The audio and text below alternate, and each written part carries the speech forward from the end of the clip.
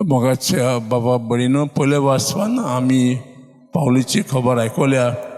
पावली ह्या वेळार कैदी आसलो आनी तो आपल्या स्पिरिच्युअल चायल्ड आत्मीक भुरग्याक एक चीट बरयता आनी सांगता जो तुम्ही बाबातान मोगान विश्वासान जीव चालल्यार तुमकां शांती आसतली. शुभ म्हणून आमी सादुकेची खबर आयकल्या. दिवचे वेळार तीन पक्ष आसले, फारिसी, हेरोड्या आनी सादुकी.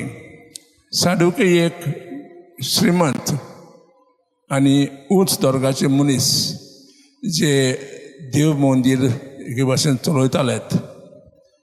ते म्हणटालेत आमकां फकत एकूच जिवीत आहा ह्या संवसारांत, पुनर्जीवन ना.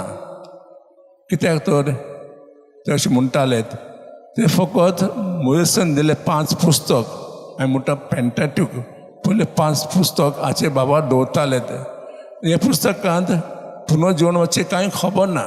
देखून ते पुनर्जीवन आसा म्हूण ते बाबा दवरून नासलेत.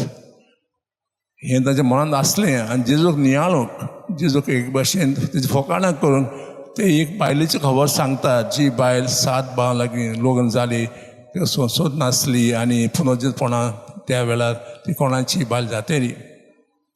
जेजू तुका कास्त जबाब दिता की नव्या जिवितांत लग्न जायना. नव्या जिवितांत आमचें जिवीत एके भाशेन जीव सारकें आनी बोडे तें सारकें.